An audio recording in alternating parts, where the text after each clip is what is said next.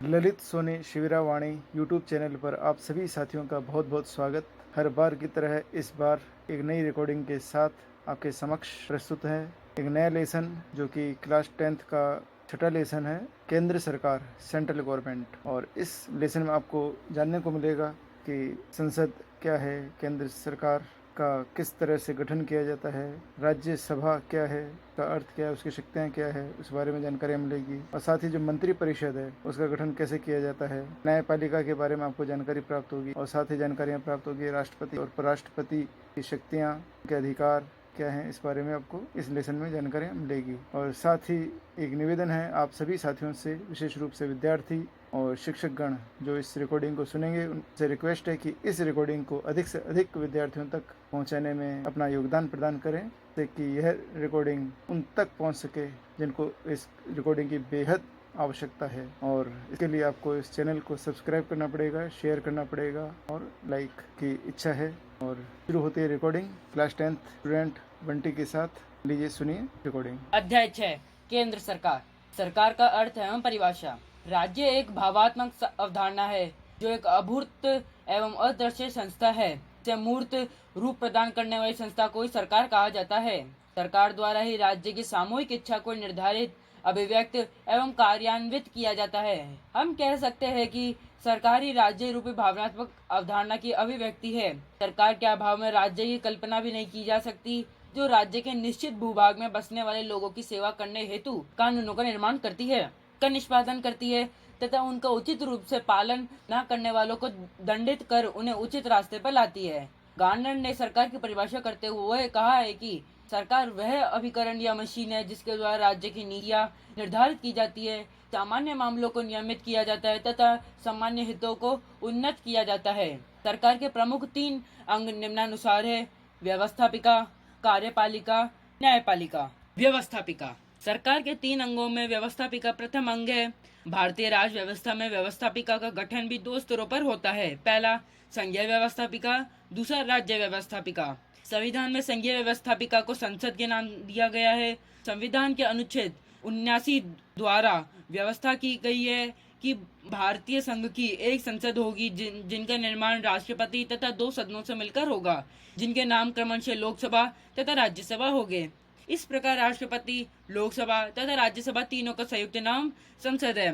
लोकसभा की रचना या संगठन। लोकसभा संसद का प्रथम या निम्न सदन है। इसे लोकप्रिय सदन भी कहते हैं क्योंकि इसके सदस्य जनता द्वारा प्रत्यक्ष रूप से निर्वाचित होते हैं। पहला, सदस्य संख्या।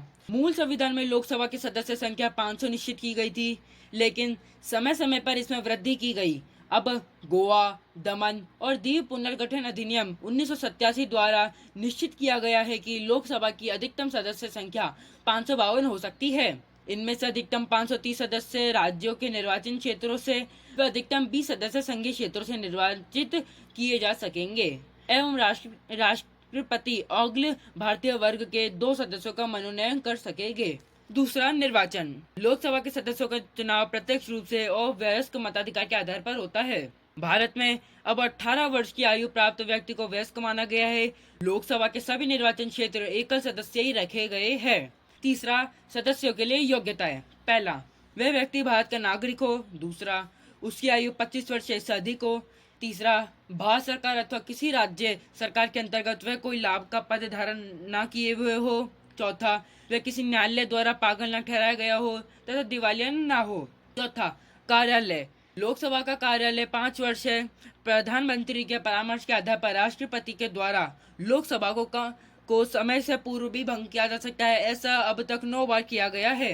पांचवा, अधिवेशन। लोकसभा और राज्यसभा के अधिवेशन राष्ट्रपति के द्वारा ही बुलाए और स्थगित किए जाते हैं और इस संबंध में नियम केवल यह है कि लोकसभा की 2 बैठकों में 6 माह से अधिक का अंतर नहीं होना चाहिए।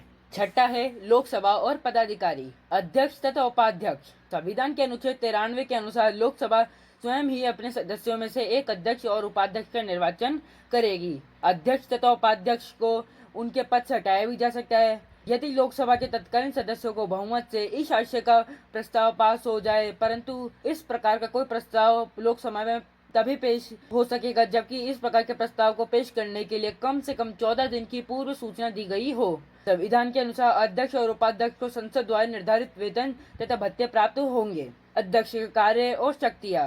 भारतीय लोकसभा के अध्यक्ष को लगभग वही अधिकार प्राप्त है जो ब्रिटिश लोक सदन के अध्यक्ष को है। पहला, अध्यक्ष के द्वारा लोकसभा की सभी बैठकों की अध्यक्षता की जाती है और अध्यक्ष होने के नाते उसके द्वारा सदन में शांति, व्यवस्था और अनुशासन बनाए रखने का कार्य किया जाता है। दूसरा, लोकसभा का समस्त कार्यक्रम और कार्यवाही अध्यक्ष के द्वारा ही निश्चित की जाती है। वह सदन के नेता को परामर्श से विभिन्न विषयों के संबंध में वाद विवाद का समय निश्चित करता है। तीसरा, वह सदन की कुछ समितियों का पदेन सभापति होता है। प्रवर समितियों के सभापतियों को वही नियुक्त करता है और इन समितियों के द्वारा उसके निर्देशन में ही कार्य किया जाता है। चौथा, अध्यक्ष ही यह निर्णय करता है कि कोई विधेयक धन विधेयक है अथवा नहीं। पांचवा, संसद और राष्ट्रपति के बीच सारा पत्र व्यवहार उसके ही द्वारा होता है। राज्यसभा की रचना या संगठन। राज्यसभा भारतीय संसद का द्वितीय या उच्च सदन है। इसे लोकसभा की तुलना में कम शक्तियां प्राप्त है, लेकिन फिर भी इसका अपना महत्व और उपयोगिता है। पहला, सदस्य संख्या और निर्वाचन पद्धति। संविधान के अनुसार राज्यसभा के सदस्यों की अधिकतम संख्या 250 हो सकती है, परंतु वर्तमान समय में ये संख्या 245 ही है। इनमें से 12 सदस्य राष्ट्रपति द्वारा मनोनीत किए जाते हैं। ये ऐसे व्यक्ति होते हैं जिन्हें कला, साहित्य, विज्ञान, समाज सेवा या खेल के क्षेत्र में विशेष ज्ञान या अनुभव प्राप्त हो। राज्य विधान मंडलों द्वारा 233 सदस्य निर्वाचित होते हैं तथा इन सदस्यों का चुनाव आनुपातिक प्रतिनिधित्व की एकल संक्रमणीय पद्धति के अनुसार संघ के विभिन्न राज्यों और संघीय क्षेत्रों की विधानसभाओं के सदस्यों द्वारा किया जाता है।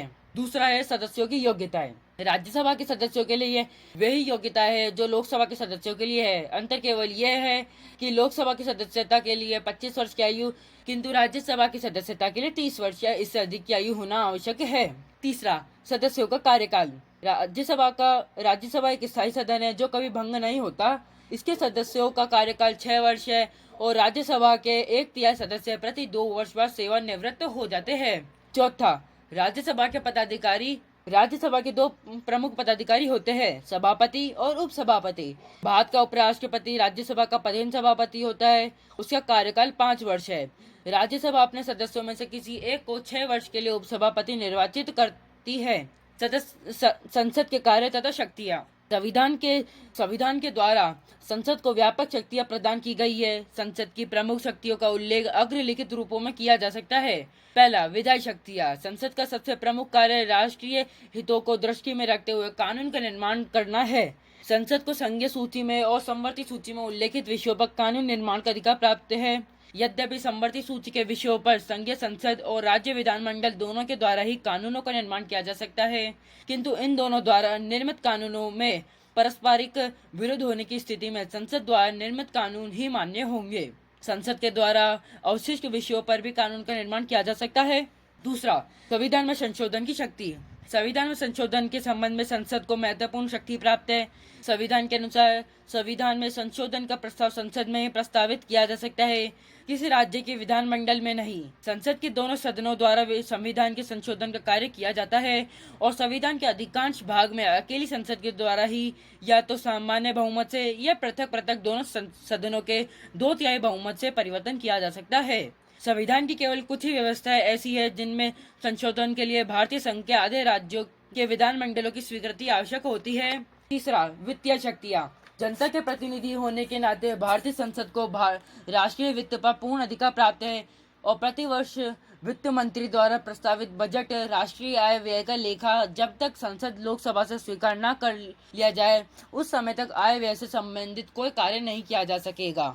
चौथा है प्रशासनिक शक्तियाँ। भारतीय संविधान के द्वारा संसदात्मक व्यवस्था की स्थापना की गई है, अतः संविधान के अनुसार संघीय कार्यपालिका अर्थात मंत्रिमंडल संसद व्यवहार में लोकसभा के प्रति उत्तरदायी होता है। मंत्रिमंडल केवल उसी समय तक अपने पद पर रहता है जब तक कि उसे लोकसभा का विश्वास प्राप्त हो।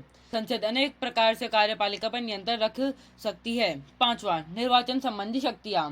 अनुच्छेद 54 के द्वारा संसद को कुछ निर्वाचन संबंधी शक्तियाँ प्राप्त की गई है। संसद के दोनों सदनों के निर्वाचित सदस्य उपराष्ट्रपति के निर्वाचन के लिए गठित निर्वाचक मंडल के अंग हैं। अनुच्छेद 66 के अनुसार संसद के दोनों सदनों के निर्वाचित सदस्य उपराष्ट्रपति का निर्वाचन करते हैं। छठा है विविध शक्तियाँ। उपयुक्त के अतिरिक्त संसद को कुछ अन्य शक्तियां भी प्राप्त है। क संसद के दोनों सदनों संविधान द्वारा निर्धारित विशेष प्रक्रिया के आधार पर राष्ट्रपति के विरुद्ध महाभियोग का प्रस्ताव पास कर उसे पदच्युत कर सकते हैं। इस प्रकार ये दोनों सदन सर्वोच्च या उच्च न्यायालय के किसी न्यायाधीश को अक्षमता व दुराचरण के आधार पर पदच्युत करने का प्रस्ताव पास कर सकते हैं। इस प्रकार का प्रस्ताव प्रत्येक सदन में 2/3 बहुमत द्वारा पारित होना चाहिए। उपराष्ट्रपति को हटाने के लिए राज्यसभा द्वारा पारित प्रस्ताव लोकसभा द्वारा अनुमोदित होना चाहिए। राष्ट्रपति द्वारा संकटकालीन घोषणा की प्रभाविता के लिए घोषणा के 1 महीने के अंदर संसद के दोनों सदनों से अनुमोदन आवश्यक है। राष्ट्रपति शासन एक बार में 6 माह के लिए लागू होता है तथा इसके बाद भी यदि इसे बढ़ाने की आवश्यकता हो तो यह 6 माह तक और बढ़ाया जा सकता है, पर उसके लिए संसद के दोनों सदनों को स्वीकृति आवश्यक होगी। लोकसभा की शक्तियां अथवा अधिकार और कार्य। पहला है विधायी शक्ति। संविधान के अनुसार भारतीय संसद संघीय सूची, समवर्ती सूची, अवशिष्ट विषयों पर कुछ परिस्थितियों में राज्य सूची के विषयों पर कानून का निर्माण कर सकती है। संविधान के द्वारा साधारण अवित्तीय विधेयकों और संविधान संशोधनों विधेयकों के संबंध में कहा गया है कि इस प्रकार के विधेयक लोकसभा या राज्यसभा दोनों में से किसी भी सदन में प्रस्तावित किए जा सकते हैं और दोनों सदनों से पारित होने पर ही राष्ट्रपति के पास हस्ताक्षर के लिए भेजे जाएंगे। दूसरा, वित्तीय शक्ति। भारतीय संविधान द्वारा वित्तीय क्षेत्र के संबंध में शक्ति लोकसभा को ही प्रदान की गई है और इस संबंध में राज्यसभा की स्थिति बहुत गौण है।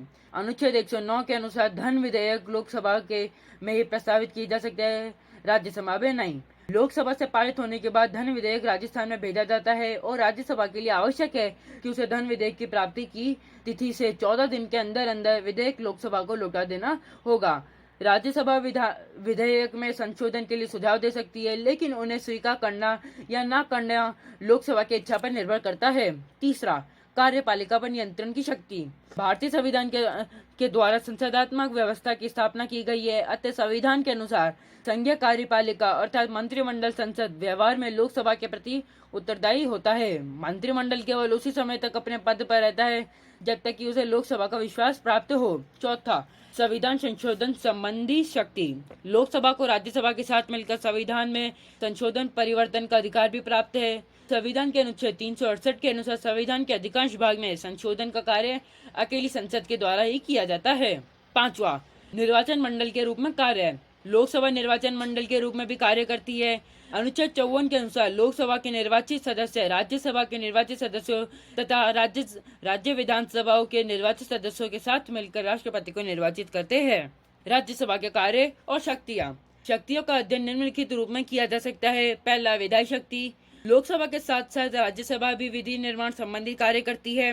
संविधान के द्वारा अवित्तीय विधेयकों के संबंध में लोकसभा और राज्यसभा दोनों को बराबर शक्तियां प्रदान की गई है। दूसरा है संविधान संशोधन की शक्ति। संविधान संशोधन के संबंध में राज्यसभा की लोकसभा के समान ही शक्ति प्राप्त है। संशोधन प्रस्ताव पर संसद के दोनों सदनों में असहमति होने पर संविधान में संशोधन का प्रस्ताव गिर जाएगा। तीसरा है वित्तीय शक्ति। राज्यसभा को कुछ वित्तीय शक्ति प्राप्त है, यद्यपि इस संबंध में संविधान द्वारा राज्यसभा को लोकसभा की तुलना में निर्बल स्थिति प्रदान की गई है।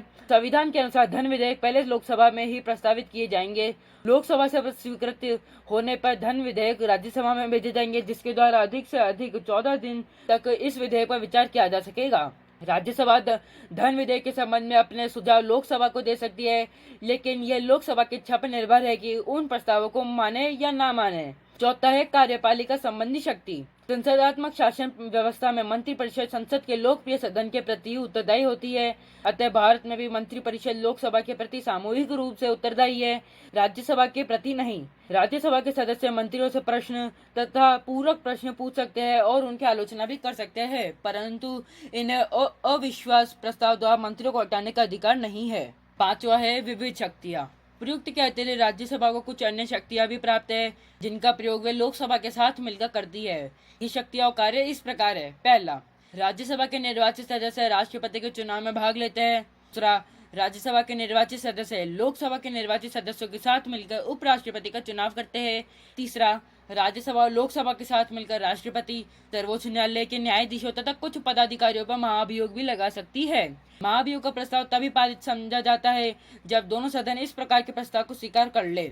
चौथा, राज्य लोकसभा के साथ मिलकर बहुमत से प्रस्ताव पास कर उपराष्ट्रपति को उसके पद से हटा सकती है। उपराष्ट्रपति को पद से हटाने का प्रस्ताव प्रथम बार राज्यसभा में पारित होकर लोकसभा के पास जाता है। पांचवा, 1 माह से अधिक अवधि तक यदि आपातकाल लागू रखना हो तो इस प्रकार के प्रस्ताव का अनुमोदन लोकसभा और राज्यसभा दोनों के द्वारा पृथक पृथक अपने विशेष बहुमत से किया जाना आवश्यक है। छठा है विशेषाधिकार। राज्यसभा के 2 ऐसे अन्य अधिकार भी प्राप्त है जो लोकसभा को प्राप्त नहीं है और जिनका प्रयोग अकेले राज्यसभा ही करती है। इस प्रकार की शक्तियों का संबंध देश के संघीय ढांचे से है और राज्यसभा को राज्यों का एकमात्र प्रतिनिधि होने के नाते अग्र प्रकार की शक्तियां प्राप्त है। पहला, अनुच्छेद 249 के अनुसार राज्यसभा उपस्थित और मतदान में भाग लेने वाले सदस्यों के 2/3 बहुमत से राज्य सूची के किसी विषय को राष्ट्रीय महत्व का विषय घोषित कर सकती है। इसके द्वारा उस राज्य सूची के विषय पर कानून बनाने का अधिकार संसद को मिल जाता है।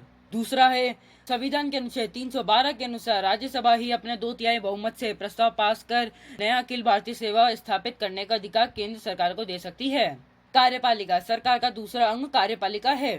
राष्ट्रपति। भारतीय संविधान के अनुच्छेद 52 में ये उपबंध है कि भारत का एक राष्ट्रपति होगा।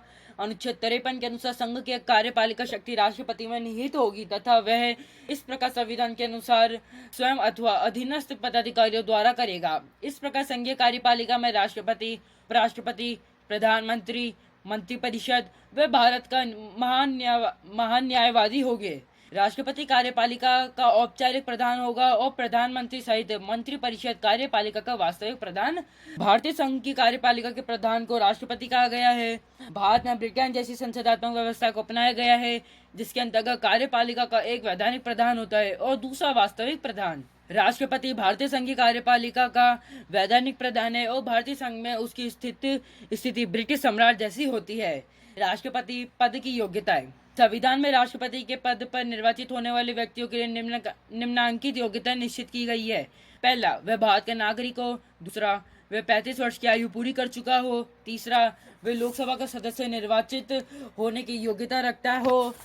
इसके अतिरिक्त ऐसा कोई भी व्यक्ति जो भारत सरकार, राज्य सरकार या किसी स्थानीय सरकार के अंतर्गत पदाधिकारी हो या लाभ का पद धारण किए हो, राष्ट्रपति पद का उम्मीदवार नहीं हो सकता। राष्ट्रपति भारतीय संसद द्वारा अथवा राज्यों का विधानमंडल के किसी सदन का सदस्य नहीं होगा। राष्ट्रपति का निर्वाचन। राष्ट्रपति के चुनाव के लिए अप्रत्यक्ष निर्वाचन की पद्धति को अपनाया गया है और यह चुनाव एकल संक्रमणीय मत की पद्धति के आधार पर होता है। यह पद्धति इस प्रकार है। अप्रत्यक्ष निर्वाचन। राष्ट्रपति का चुनाव अप्रत्यक्ष रूप से ऐसे निर्वाचक मंडल द्वारा किया जाएगा जिनमें पहला संसद के दोनों सदनों के निर्वाचित सदस्य और दूसरा राज्य विधानसभा तथा 70वें संवैधानिक संशोधन 1992 के अनुसार संघीय क्षेत्रों की विधानसभाओं के निर्वाचित सदस्य सम्मिलित होंगे। एकल संक्रमणीय मत पद्धति। संसद तथा राज्य और संघीय क्षेत्र के विधानसभाओं के निर्वाचित सदस्यों द्वारा राष्ट्रपति का चुनाव एक विशेष मत पद्धति के अनुसार होगा जिसे एकल संक्रमणीय मत पद्धति कहा जाता है। इस चुनाव में मतदान गुप्त मत पत्र द्वारा होता है और चुनाव में सफलता प्राप्त करने के लिए उम्मीदवार के लिए न्यूनतम कोटा प्राप्त करना आवश्यक होता है। न्यूनतम कोटा आधारित करने के लिए निम्नांकित सूत्र अपनाया जाता है।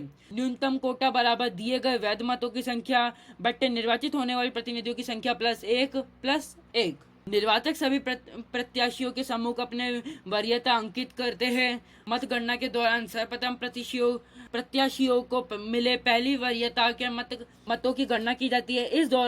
इस दौर में जिस प्रत्याशी को कोटा अर्जित हो जाता है उसे विजय घोषित कर दिया जाता है। यदि इस चरण में किसी भी प्रत्याशी को कोटा अर्जित ना हो तो प्रथम चरण में न्यूनतम कोटा पाने वाले प्रत्याशी को मुकाबले से बाहर कर दिया जाता है। अब इस प्रत्याशी की दूसरी वरीयता के वोट अन्य प्रत्याशियों के हस्तांतरित किए जाते हैं। यह क्रम तब तक चलता है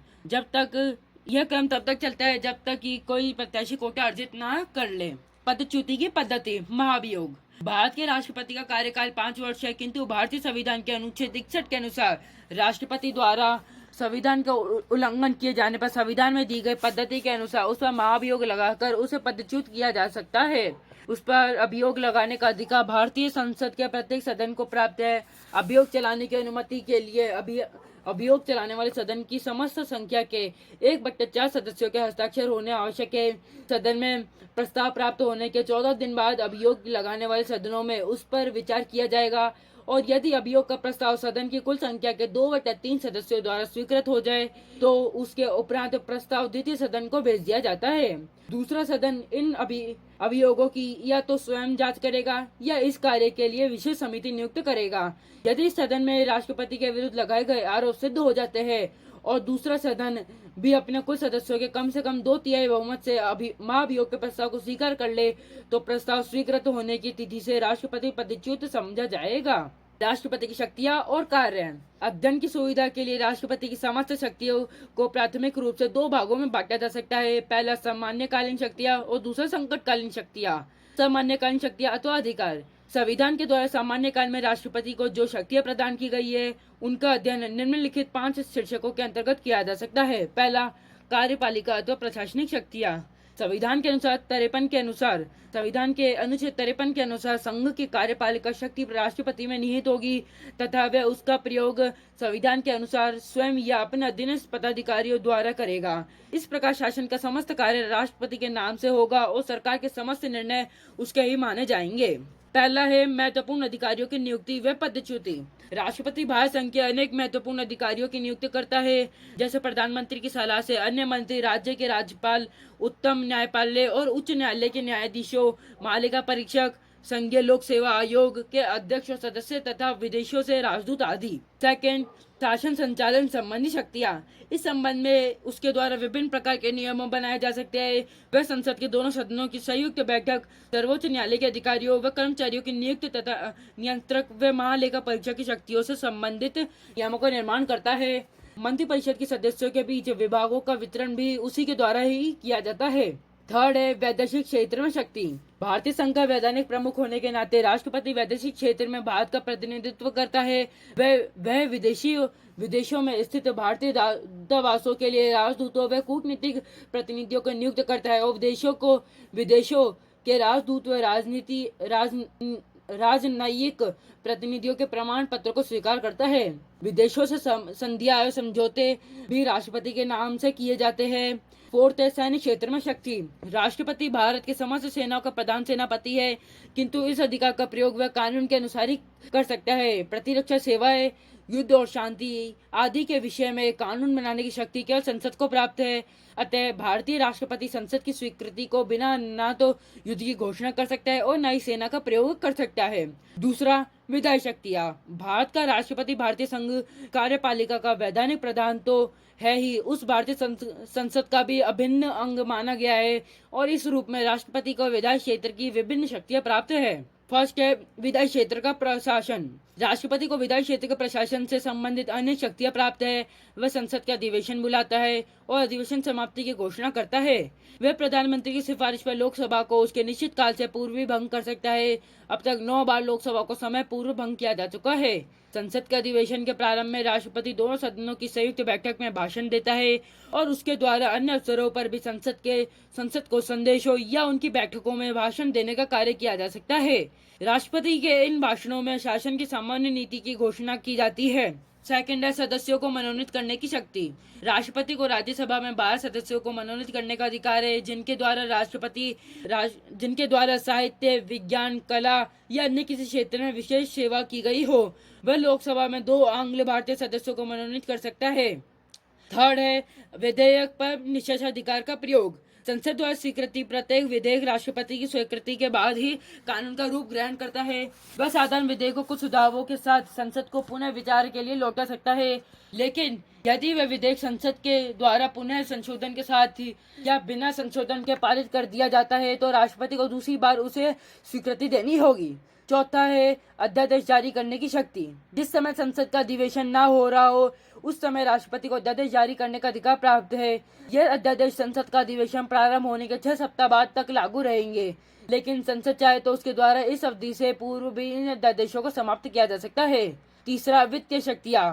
राष्ट्रपति प्रत्येक वित्तीय वर्ष के प्रारंभ में संसद के दोनों सदनों के सम्मुख भारत सरकार की उस वर्ष के लिए आय और व्यय का विवरण रखवाएगा। उसकी आज्ञा के बिना धन विधेयक और अनुदान मांगे लोकसभा में प्रस्तावित नहीं की जा सकती। चौथा है न्यायिक शक्तियां। संविधान में न्यायपालिका की स्वतंत्रता के सिद्धांत को अपनाया गया है वह उच्चतम तथा उच्च न्यायालयों के न्यायाधीशों की नियुक्ति करता है। उच्चतम न्यायालय द्वारा निर्मित न्यायालयों की कार्य व्यवस्था से संबंधित नियमों के संबंध में राष्ट्रपति की स्वीकृति आवश्यक है। राष्ट्रपति को एक नए महत्वपूर्ण शक्ति क्षमादान की प्राप्त है। राष्ट्रपति को न्याय शक्ति के अंतर्गत दंड प्राप्त व्यक्तियों को क्षमा प्रदान करने या दंड को कुछ समय के लिए स्थगित करने का अधिकार भी प्राप्त है। संकटकालीन अधिकार, घोषणा, प्रभाव एवं व्यवहार में उपयोग। संकट की स्थिति का सामना करने के लिए संविधान द्वारा राष्ट्रपति को विशेष शक्तियां प्रदान की गई है। वर्तमान समय में संविधान के संकटकालीन प्रावधानों की स्थिति निम्न प्रकार है। पहला, युद्ध, बाहरी आक्रमण या आंतरिक अशांति की स्थिति से संबंधित संकटकालीन व्यवस्था है। उद्घोषणा की विधि। मूल संविधान के अनुच्छेद 352 में व्यवस्था थी कि यदि राष्ट्रपति को समाधान हो जाए कि युद्ध, भारी आक्रमण या आंतरिक अशांति के कारण भारत या उसके किसी भाग की शांति या व्यवस्था नष्ट होने का भय है, तो यथार्थ रूप से इस प्रकार की परिस्थिति उत्पन्न होने पर या इस प्रकार की परिस्थिति उत्पन्न होने की आशंका होने पर राष्ट्रपति संकटकालीन व्यवस्था की घोषणा कर सकता था। संसद की स्वीकृति के बिना भी यह घोषणा 2 माह तक लागू रहती और संसद से स्वीकृति हो जाने पर शासन इसे जवाब तक लागू रख सकता है। 44 संवैधानिक संशोधन के बाद वर्तमान समय में इस संबंध में व्यवस्था निम्न प्रकार है। प्रथम, अब इस प्रकार का आपातकाल युद्ध, भारी आक्रमण या सशस्त्र विद्रोह अथवा इस प्रकार की आशंका होने पर ही घोषित किया जा सकेगा। केवल आंतरिक अशांति के नाम पर आपातकाल घोषित नहीं किया जा सकता। तृतीय, राष्ट्रपति द्वारा अनुच्छेद 352 के अंतर्गत आपातकाल की घोषणा तभी की जा सकेगी जबकि मंत्रिमंडल लिखित रूप में राष्ट्रपति को एक ऐसा परामर्श दे। तृतीय, घोषणा के 1 माह के अंदर संसद के विशेष बहुमत, पृथक संसद के दोनों सदनों के कुल बहुमत एवं उपस्थित और मतदान में भाग लेने वाले सदस्यों के 2/3 बहुमत से इसकी स्वीकृति आवश्यक होगी और इसे लागू रखने के लिए प्रति 6 माह बाद स्वीकार आवश्यक होगी। चतुर्थ, लोकसभा में उपस्थित एवं मतदान में भाग लेने वाले सदस्यों के साधारण बहुमत से आपातकाल की घोषणा समाप्त की जा सकती है। दूसरा, राज्यों में संवैधानिक तंत्र के विफल होने से उत्पन्न संकटकालीन व्यवस्था। उद्घोषणा की विधि। अनुच्छेद 356 के अनुसार राष्ट्रपति को राज्यपाल के प्रतिवेदन पर या अन्य किसी प्रकार से समाधान हो जाए कि ऐसी परिस्थिति पैदा हो गई है कि राज्य का शासन संविधान के उपबंधों के अनुसार नहीं चलाया जा सकता, तो वह उस राज्य के लिए संकट काल की घोषणा कर सकता है। संसद की स्वीकृति के बिना यह घोषणा 2 माह से अधिक की अवधि के लिए लागू नहीं रहेगी। संसद के द्वारा एक प्रस्ताव पास कर राज्य में 6 माह के लिए राष्ट्रपति शासन लागू किया जा सकता है। इस प्रकार प्रस्ताव संसद के दोनों सदनों द्वारा अलग अलग अपने साधारण बहुमत से पास किया जाना आवश्यक है। किसी भी परिस्थिति में 3 वर्ष के बाद राष्ट्रपति शासन लागू नहीं रखा जा सकेगा। तीसरा है वित्तीय संकट उद्घोषणा की विधि। अनुच्छेद 360 के अनुसार जब राष्ट्रपति को यह विश्वास हो जाए कि ऐसी परिस्थिति उत्पन्न हो गई है जिनसे भारत की वित्तीय स्थायित्व या साख को खतरा है, तो वह वित्तीय संकट की उद्घोषणा कर सकता है। ऐसी घोषणा के लिए भी वह अवधि निर्धारित है जो प्रथम संकट की घोषणा के लिए है। उपराष्ट्रपति निर्वाचन। भारतीय संविधान के 63वें अनुच्छेद में उपराष्ट्रपति के पद की व्यवस्था की गई है। उपराष्ट्रपति का निर्वाचन संसद के दोनों सदनों की संयुक्त बैठक में होता है और यह निर्वाचन अनुपातिक प्रतिनिधित्व प्रणाली की एकल संक्रमणीय मत पद्धति से तथा गुप्त मतदान द्वारा होता है। पद के उम्मीदवार में निम्नलिखित योग्यता होना आवश्यक है। पहला, वह भारत का नागरिक हो। दूसरा, उसकी आयु कम से कम 35 वर्ष हो। तीसरा, उसमें वे सब योग्यता पाई जाए जो संविधान द्वारा राज्यसभा के सदस्यों के लिए निश्चित की गई हो। पदच्युति। उपराष्ट्रपति का कार्यकाल 5 वर्ष होता है, किंतु वह स्वेच्छा से त्याग पत्र द्वारा इस अवधि के पूर्व भी अपने पद छोड़ सकता है अथवा उसे राज्यसभा के कुल बहुमत द्वारा पास किए गए प्रस्ताव से जिसे लोकसभा भी स्वीकार कर ले पदच्युत भी किया जा सकता है। ऐसे प्रस्ताव की सूचना 14 दिन पूर्व दी जानी आवश्यक है। उपराष्ट्रपति की शक्तियां और कार्य। उपराष्ट्रपति की शक्तियां और कार्य इस प्रकार है। पहला, राज्यसभा का पदेन सभापति। उपराष्ट्रपति राज्यसभा का पदेन सभापति होता है। क्योंकि वह राज्यसभा का सदस्य नहीं होता, इसलिए उसे मतदान का अधिकार नहीं है, परंतु यदि विषय के पक्ष में और विपक्ष में बराबर मत हो तो उसे निर्णायक मत देने का अधिकार होता है। उपराष्ट्रपति का यह सबसे प्रमुख कार्य है। दूसरा, राष्ट्रपति की अनुपस्थिति में उसके पद का कार्यभार संभालना। उपराष्ट्रपति निम्न 4 स्थितियों में राष्ट्रपति पद का कार्यभार संभालता है। पहला, राष्ट्रपति की मृत्यु हो जाने पर। दूसरा, राष्ट्रपति की त्याग पत्र देने पर। तीसरा, महाभियोग के कारण राष्ट्रपति की पदच्युति पर। चौथा, अन्य किसी कारण से उत्पन्न राष्ट्रपति की असमर्थता की स्थिति में, जैसे रोग या विदेशी यात्रा। प्रधानमंत्री। भारतीय संविधान का अनुच्छेद 74 प्रधानमंत्री पद की व्यवस्था करता है। प्रधानमंत्री की नियुक्ति। संविधान में उपबंधित है कि प्रधानमंत्री की नियुक्ति राष्ट्रपति करेगा। संसदात्मक प्रणाली के मूलभूत सिद्धांत के अनुसार राष्ट्रपति लोकसभा के बहुमत दल के नेता को प्रधानमंत्री पद पर नियुक्त करने के लिए बाध्य है। फिर भी कुछ ऐसी परिस्थितियां हो सकती है जिनमें राष्ट्रपति प्रधानमंत्री की नियुक्ति के संबंध में विवेक का प्रयोग कर सके। प्रधानमंत्री कार्य, शक्तियां एवं अधिकार। संसदात्मक शासन व्यवस्था के अंतर्गत प्रधानमंत्री ही संविधान भवन रूपी व्रतखंड के मुख्य शिला होता है। पहला, मंत्रिपरिषद का निर्माण। अपना पद ग्रहण करने के बाद प्रधानमंत्री का सर्वप्रथम कार्य मंत्रिपरिषद का निर्माण करना होता है। प्रधानमंत्री ही निर्णय करता है कि वैधानिक सीमा के अंतर्गत रहते हुए मंत्रिपरिषद में कितने मंत्री हो और कौन कौन मंत्री हो। दूसरा, मंत्रियों में विभागों का बंटवारा और परिवर्तन। मंत्रियों में विभागों का बंटवारा करते समय भी प्रधानमंत्री स्वयं विवेक के अनुसार ही कार्य करता है और प्रधानमंत्री द्वारा किए गए अंतिम विभाग वितरण पर साधारणतः कोई आपत्ति नहीं की जाती है। तीसरा, मंत्रिपरिषद का कार्य संचालन। प्रधानमंत्री मंत्रिमंडल की बैठकों का सभापतित्व और मंत्रिमंडल की समस्त कार्यवाही का संचालन करता है। मंत्रिपरिषद की बैठक में उन्हीं विषयों पर विचार किया जाता है जिन्हें प्रधानमंत्री कार्यसूची या एजेंडा में रखे। चौथा, शासन के विभिन्न विभागों में समन्वय। प्रधानमंत्री शासन के समस्त विभागों में समन्वय स्थापित करता है जिससे कि समस्त शासन एक इकाई के रूप में कार्य कर सके। पांचवा, लोकसभा का नेता। प्रधानमंत्री संसद का मुख्यतः लोकसभा का नेता होता है और कानून निर्माण के समस्त कार्य में प्रधानमंत्री नेतृत्व प्रदान करता है। वार्षिक बजट सहित सभी सरकारी विधेयक उसके निर्देशानुसार ही तैयार किए जाते हैं। छठा, राष्ट्रपति तथा मंत्रिमंडल के बीच संबंध स्थापित करता। सार्वजनिक महत्व के मामलों पर राष्ट्र के प्रधान से केवल प्रधानमंत्री के माध्यम से ही संपर्क स्थापित किया जा सकता है। वही राष्ट्रपति को मंत्रिमंडल के निश्चयों से परिचित कराता है और वही राष्ट्रपति के परामर्श को मंत्रिमंडल तक पहुंचाता है। सातवां, विभिन्न पद प्रदान करना। संविधान द्वारा राष्ट्रपति को जिन उच्च पदाधिकारियों की नियुक्ति का अधिकार दिया गया है, व्यवहार में उनकी नियुक्ति राष्ट्रपति स्वविवेक से नहीं वरन प्रधानमंत्री के परामर्श से ही करता है। मंत्रिपरिषद। मूल संविधान के अनुच्छेद 74 में उपबंधित है कि राष्ट्रपति को उसके कार्यों के संपादन में सहायता एवं परामर्श देने के लिए मंत्रिपरिषद होगी। का प्रधानमंत्री होगा। सैद्धांतिक रूप से भारतीय संविधान द्वारा समस्त कार्यपालिका शक्ति राष्ट्रपति में निहित मानी गई है और राष्ट्रपति को सहायता तथा परामर्श देने के लिए प्रधानमंत्री को नेतृत्व में एक मंत्रिपरिषद की व्यवस्था की गई है। लेकिन संविधान द्वारा अपनाई गई संसदात्मक शासन व्यवस्था में राष्ट्रपति एक संवैधानिक शासन मात्र है और वास्तविक रूप से कार्यपालिका की समस्त सत्ता, सहायता और परामर्श देने वाली समस्त शक्तियां मंत्रिमंडल में निहित है। मंत्रिपरिषद का गठन। पहला, प्रधानमंत्री की नियुक्ति। भारतीय संविधान के अनुच्छेद 75 के अनुसार प्रधानमंत्री की नियुक्ति राष्ट्रपति द्वारा होगी तथा उन्हें अन्य मंत्रियों की नियुक्ति राष्ट्रपति तथा प्रधानमंत्री के परामर्श से की जाएगी। संविधान के अनुसार राष्ट्रपति प्रधानमंत्री की नियुक्ति करता है। दूसरा, प्रधानमंत्री द्वारा मंत्रियों का चयन।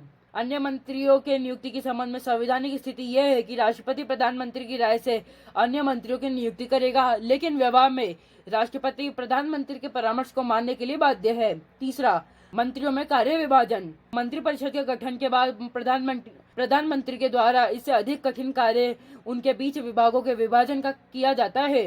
वैधानिक दृष्टि से इस संबंध में प्रधानमंत्री को पूर्ण शक्ति प्राप्त है, लेकिन व्यवहार में विभागों का वितरण करते हुए प्रधानमंत्री को कई बातों का ध्यान रखना होता है। चौथा, मंत्रियों के लिए आवश्यक योग्यताएं। मंत्रिपरिषद का सदस्य बनने के लिए कानूनी दृष्टि से यह आवश्यक है कि व्यक्ति संसद के किसी सदन के सदस्य हो। यदि कोई व्यक्ति मंत्री बनते समय संसद सदस्य नहीं है तो उसे 6 महीने के अंदर संसद सदस्य बनना अनिवार्य है। ऐसा न होने पर उसे अपना पद छोड़ना होगा। पांचवा, मंत्री द्वारा शपथ ग्रहण। पद ग्रहण करने से पूर्व प्रधानमंत्री सहित प्रत्येक मंत्री को राष्ट्रपति के सामने पद और गोपनीयता की 2 शपथ लेनी होती है। छठा, मंत्रिपरिषद का कार्यकाल। मंत्रिपरिषद का कार्यकाल निश्चित नहीं होता। मंत्रिपरिषद तब तक अपने पद पर रहती है जब तक उसे संसद का विश्वास प्राप्त हो। मंत्रिपरिषद अधिक से अधिक लोकसभा के कार्यकाल तक, जो कि सामान्यतः 5 वर्ष होता है, अपने पद पर बनी रहती है। सातवां, मंत्रियों के वेतन तथा भत्ते। प्रधानमंत्री कैबिनेट के सदस्यों, राज्य मंत्रियों तथा उप मंत्रियों का मासिक वेतन तथा निर्धारित मासिक भत्ते दिए जाने का प्रावधान है, जिनका निर्धारण समय समय पर संसद द्वारा किया जाता है। इसके अतिरिक्त इन सभी को निःशुल्क निवास स्थान, वाहन तथा अन्य सुविधाएं प्राप्त होती है। 8वां, मंत्रियों की श्रेणियां। मंत्रिपरिषद अथवा मंत्रिमंडल या कैबिनेट। मंत्रियों की 3 श्रेणियां हैं: मंत्रिमंडल या कैबिनेट के सदस्य, राज्य मंत्री अथवा तथा उप मंत्री। प्रथम श्रेणी के मंत्री कैबिनेट सदस्य होते हैं, जो कि भारत की संसदीय व्यवस्था में प्रशासन की सर्वोच्च इकाई है। कैबिनेट के सदस्य एक या अधिक विभागों के प्रधान होते हैं। दूसरी श्रेणी में राज्य मंत्री आते हैं, जिनकी स्थिति पूर्व मंत्री तथा उप मंत्री के बीच की होती है। ये विशेष विभागों से संबंधित रहते हैं और कभी कभी उनके द्वारा विभागों के स्वतंत्र प्रधान के रूप में भी कार्य किया जाता है। प्रधानमंत्री द्वारा इस श्रेणी के मंत्रियों को कैबिनेट के उन बैठकों में आमंत्रित किया जाता है जिनमें उनके विभाग से संबंधित प्रश्न विचाराधीन होते हैं। राज्य मंत्री के बाद उप मंत्री की श्रेणी आती है, जो किसी ज्येष्ठ मंत्री के अधीन रहते हुए उस मंत्री की सहायता करती है। मंत्रिमंडल की शक्तियां। संविधान के अनुच्छेद 74 में कहा गया है कि मंत्रिपरिषद राष्ट्रपति को उसके कार्यों के संपादन में सहायता और परामर्श देगी, किंतु यह परंपरागत शब्दावली और जहाँ तक व्यवहार का संबंध है, मंत्रिमंडल भारतीय शासन व्यवस्था की सर्वोच्च इकाई है और इसके द्वारा समस्त शासन व्यवस्था का संचालन किया जाता है। वास्तव में राष्ट्रपति की समस्त शक्तियों का उपयोग मंत्रिमंडल द्वारा किया जाता है और इसे भारतीय शासन व्यवस्था का हृदय कहा जाता है। पहला, राष्ट्रीय नीति निर्धारित करना। मंत्रिमंडल का सबसे अधिक महत्वपूर्ण कार्य राष्ट्रीय नीति निर्धारण करना है। मंत्रिमंडल यह निश्चित करता है कि आंतरिक क्षेत्र में प्रशासन के विभिन्न विभागों द्वारा और वैदेशिक क्षेत्र में दूसरे देशों के साथ संबंध के विषय में किस प्रकार की नीति अपनाई जाएगी। दूसरा, कानून निर्माण पर नियंत्रण। संसदीय व्यवस्था होने के कारण मंत्रिमंडल का कार्य क्षेत्र नीति निर्धारण तक ही सीमित नहीं है, वरन इसके द्वारा कानून के निर्माण के कार्य का भी नेतृत्व किया जाता है। मंत्रिमंडल द्वारा नीति निर्धारक कर दिए जाने के बाद उसके द्वारा ही विधि निर्माण का कार्यक्रम निश्चित किया जाता है और मंत्रिमंडल के सदस्य ही महत्वपूर्ण विधेयक सदन में प्रस्तावित करते हैं। तीसरा, राष्ट्रीय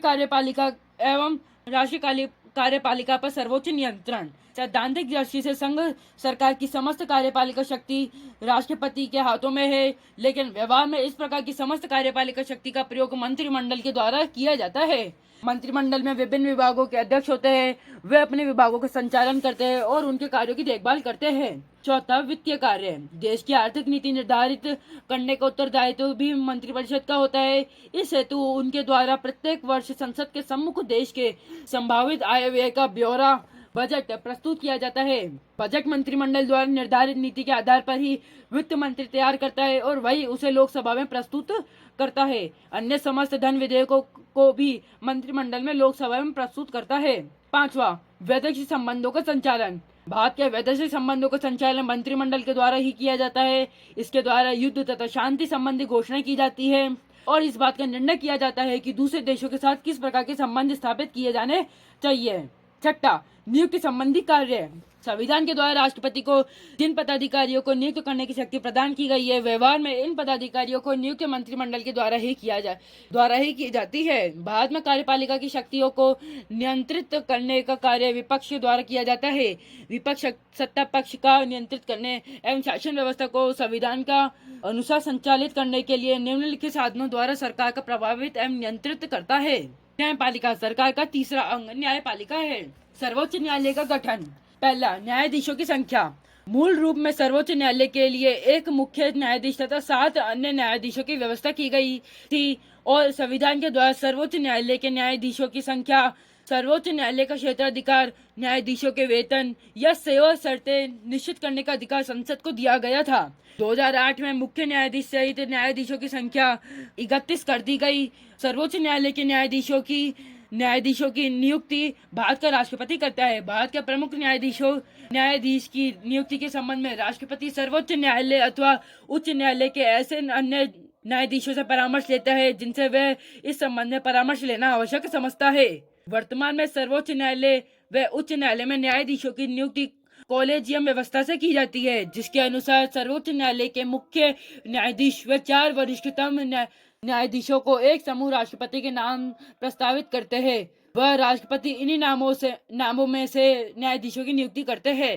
तीसरा है न्यायाधीशों की योग्यता। सर्वोच्च न्यायालय के न्यायाधीशों में निम्नलिखित योग्यताओं का होना आवश्यक है।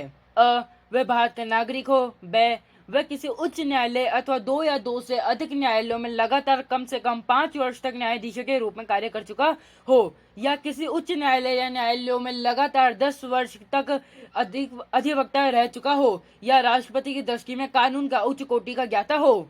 चौथा, कार्यपालिका अथवा महाभियोग। साधारणतः सर्वोच्च न्यायालय का प्रत्येक न्यायाधीश 65 वर्ष की आयु तक अपने पद पर आसीन रह सकता है।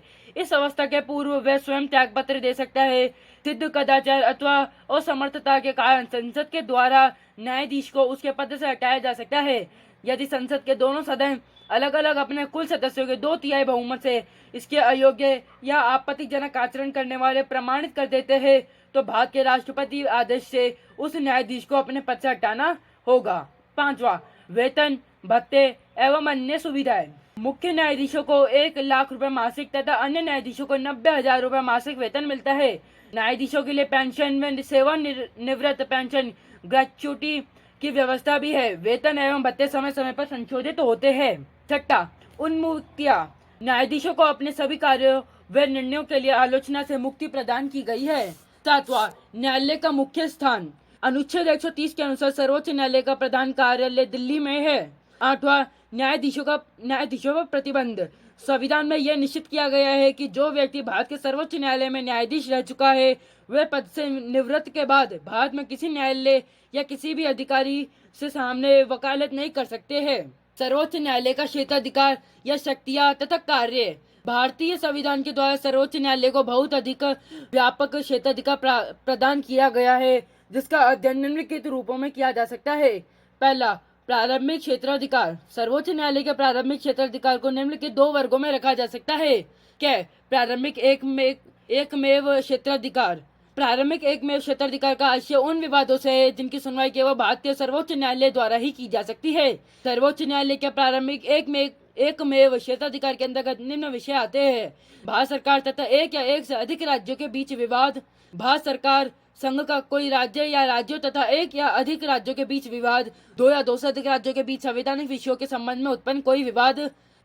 प्रारंभिक समवर्ती क्षेत्राधिकार। संविधान द्वारा प्रदत्त मौलिक अधिकारों को लागू करने के संबंध में सर्वोच्च न्यायालय के साथ साथ उच्च न्यायालय को भी अधिकार प्रदान किया गया है।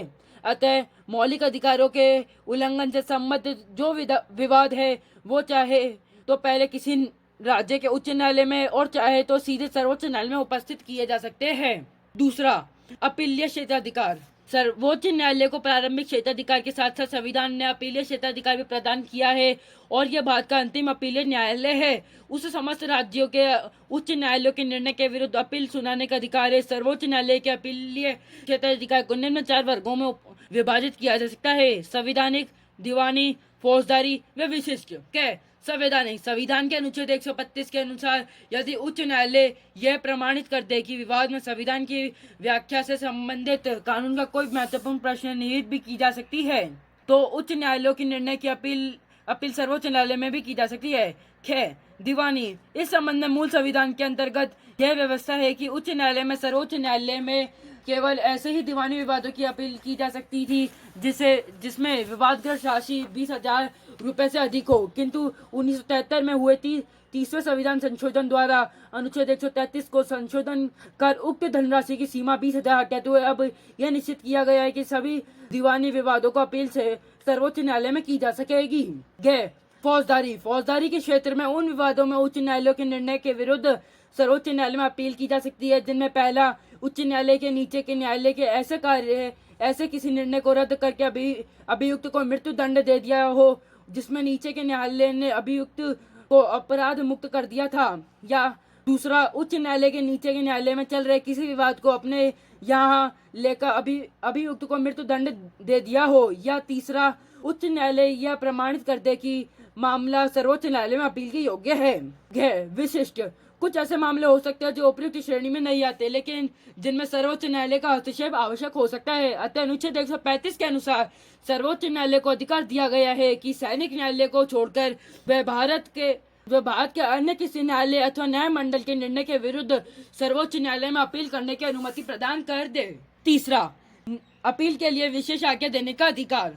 संविधान के अनुच्छेद 136 के अनुसार सर्वोच्च न्यायालय को स्वयं भी यह अधिकार प्राप्त है कि वह सैनिक न्यायालय को छोड़कर भारत राज्य क्षेत्र के किसी भी न्यायालय या न्यायाधिकरण के निर्णय के विरुद्ध अपने या अपील की अनुमति दे सकता है।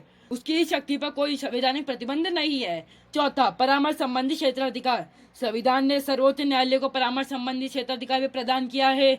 अनुच्छेद 143 के अनुसार यदि किसी समय राष्ट्रपति को प्रतीत हो कि विधि या तथ्य का कोई ऐसा प्रश्न पैदा हुआ है जो सार्वजनिक महत्व का है, तो वह उस प्रश्न पर सर्वोच्च न्यायालय का परामर्श मांग सकता है।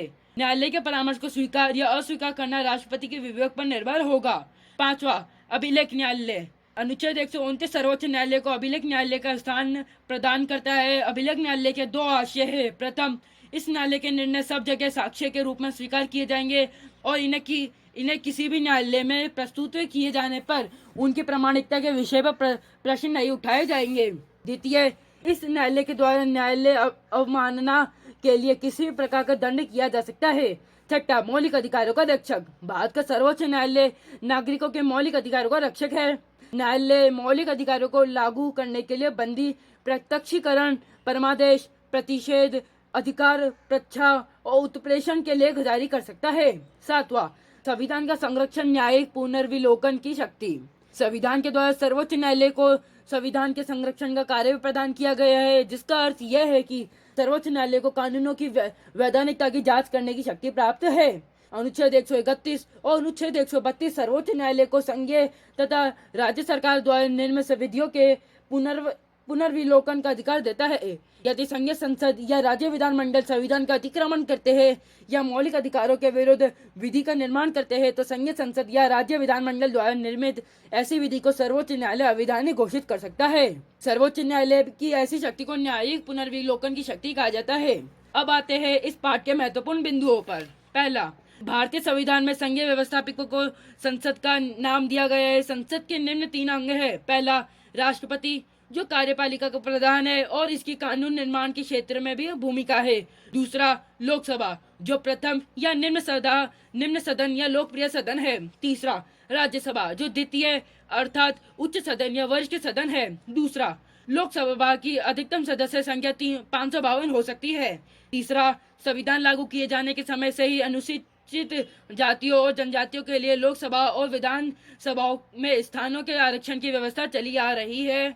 चौथा, लोकसभा का कार्यकाल 5 वर्ष है। प्रधानमंत्री के परामर्श के आधार पर लोकसभा को समय से पूर्व भी भंग किया जा सकता है।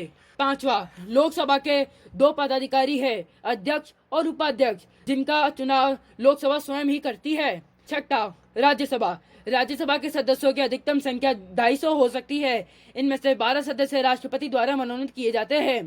सातवां, कार्यकाल, राज्यसभा एक स्थायी सदन है जो कभी भी भंग नहीं होता। इसके सदस्यों का कार्यकाल 6 वर्ष है और राज्यसभा के 1/3 सदस्य प्रति 2 वर्ष बाद सेवानिवृत्त हो जाते हैं। सातवां, राज्यसभा के 2 प्रमुख पदाधिकारी होते हैं, सभापति और उपसभापति। भारत का उपराष्ट्रपति राज्यसभा का पदेन सभापति होता है। आठवां, संसद के कार्य और शक्तियां, विधायी शक्ति, संविधान में संशोधन की शक्ति, वित्तीय शक्ति, प्रशासनिक शक्तियां, निर्वाचन संबंधी शक्तियां और विविध शक्तियां। नौवां, संघीय कार्यपालिका के अंतर्गत राष्ट्रपति, उपराष्ट्रपति, प्रधानमंत्री और मंत्रिपरिषद और भारत का महान्यायवादी आते हैं। 10वां, राष्ट्रपति भारतीय संघ की कार्यपालिका का संवैधानिक प्रधान है। 11वां, राष्ट्रपति का चुनाव अप्रत्यक्ष रूप से और अनुपातिक प्रतिनिधित्व की एकल संक्रमणीय मत पद्धति के आधार पर होता है। 12वां, भारत की राष्ट्रपति का कार्यकाल 5 वर्ष है। 13वां, राष्ट्रपति के अधिकार अथवा शक्तियां, पहला सामान्यकालीन शक्तियां और दूसरा संकटकालीन शक्तियां। 14वां, उपराष्ट्रपति का निर्वाचन संसद के दोनों सदनों की संयुक्त बैठक में आनुपातिक प्रतिनिधित्व की पद्धति के अनुसार एकल संक्रमणीय मत से तथा गुप्त मतदान द्वारा होता है। कार्यकाल 5 वर्ष। 15वां, उपराष्ट्रपति की शक्तियां और कार्य, राज्यसभा का पदेन सभापति राष्ट्रपति की अनुपस्थिति में उसके पद का कार्यभार संभालना। 16वां, संघीय मंत्रिपरिषद, संसदात्मक शासन व्यवस्था में वास्तविक रूप से कार्यपालिका की समस्त सत्ता मंत्रिपरिषद में निहित होती है। 17वां, मंत्रिपरिषद की रचना या गठन, राष्ट्रपति द्वारा प्रधानमंत्री की नियुक्ति, प्रधानमंत्री तथा मंत्रियों का चयन, प्रधानमंत्री द्वारा मंत्रियों में कार्य विभाजन। 18वां, मंत्रियों की श्रेणियां। 3 श्रेणियां, मंत्रिमंडल या कैबिनेट के सदस्य, राज्य मंत्री तथा उपमंत्री। कैबिनेट मंत्रिमंडल मंत्रिपरिषद की आंतरिक और सर्वाधिक महत्वपूर्ण समिति है। 19वां, मंत्रिमंडल के शक्तियां और कार्य। सभी महत्वपूर्ण विषयों पर राष्ट्रीय नीति के निर्धारण, समन्वयकारी कार्य, वित्तीय कार्य, वैदेशिक संबंधों का संचालन, नियुक्त संबंधी कार्य, अन्य कार्य। 20वां, प्रधानमंत्री की नियुक्ति राष्ट्रपति द्वारा। 21वां, सर्वोच्च न्यायालय की आवश्यकता और महत्व, संविधान का रक्षक, संघात्मक व्यवस्था का रक्षक, मौलिक अधिकारों का रक्षक। 22वां, सर्वोच्च न्यायालय का गठन, वर्तमान में एक मुख्य न्यायाधीश और 30 अन्य न्यायाधीशों की नियुक्ति सर्वोच्च न्यायालय के कॉलेजियम से प्राप्त परामर्श के आधार पर राष्ट्रपति द्वारा की जाएगी। न्यायाधीश 65 वर्ष की आयु तक अपने पद पर आसीन रह सकता है। 23वां, सर्वोच्च न्यायालय का क्षेत्राधिकार या शक्तियां तथा कार्य। पहला, प्रारंभिक क्षेत्राधिकार के प्रारंभिक एकमेव क्षेत्राधिकार तथा दूसरा प्रारंभिक समवर्ती क्षेत्राधिकार। दूसरा, अपीलीय क्षेत्राधिकार, संवैधानिक, दीवानी, फौजदारी और विशिष्ट। तीसरा, अपील के लिए विशेष आज्ञा देने का अधिकार। चौथा, अभिलेख न्यायालय। 5वां, मौलिक अधिकारों का रक्षक तथा छठा है संविधान का संरक्षक, न्यायिक पुनर्विलोकन की शक्ति। तो इसी के साथ कंप्लीट होती है इस लेसन की रिकॉर्डिंग। केंद्र सरकार यानी सेंट्रल गवर्नमेंट जिसे हम कहते हैं, असल में वह एक बॉडी नहीं है बल्कि कई संगठनों का एक समूह है, जैसे कि कार्यपालिका, व्यवस्थापिका और न्यायपालिका। तीनों के अलग अलग कार्य करने के तरीके हैं, लेकिन तीनों ही एक दूसरे से जुड़े हुए हैं और एक दूसरे के पूरक है। तीनों का मिला जुला स्वरूप ही केंद्र सरकार कहलाता है। कोई भी तानाशाही रवैया न अपनाए, इसके लिए दूसरे की जो ताकत है वह उस पर अपना दबाव डालती है। जिस तरह से कि भारत में लोकतंत्र परिपक्व हो रहा है, उससे ये कहा जा सकता है कि आने वाला जो समय है भारत का वह काफ़ी उज्जवल है और इसमें तानाशाही वाला रवैया कभी भी नहीं आ सकता है, क्योंकि दूसरा जो समूह है, जिसे दबाव समूह के रूप में कह सकते हैं, वह उस पर प्रेशर डाल करके अपना कंट्रोल के द्वारा उसे कंट्रोल में रख सकता है। इस तरह से देखा जाए तो कार्यपालिका, व्यवस्थापिका और न्यायपालिका एक दूसरे के पूरक भी है और एक दूसरे के बिना वो अपना अस्तित्व कायम भी नहीं रख पाएंगे। इसलिए तीनों का समूह सामूहिक रूप से जुड़ाव बेहद आवश्यक है। तो इसी के साथ लेसन की रिकॉर्डिंग कंप्लीट हो रही है और आप सभी से निवेदन है कि इस रिकॉर्डिंग को आप 2 बार, 3 बार, 4 बार सुने, जिससे कि जो भी आपके कन्फ्यूजन है अपने आप ही दूर होते जाएंगे। और साथ ही अब निवेदन अंतिम हमेशा किया जाता है कि इस चैनल को आप सब्सक्राइब करें, लाइक करें और अधिक से अधिक उन साथियों तक जरूर पहुंचाएं, उन साथियों तक शेयर करें जिनको इस रिकॉर्डिंग की बेहद आवश्यकता है। मिलते हैं फिर अगली बार एक नई रिकॉर्डिंग के साथ।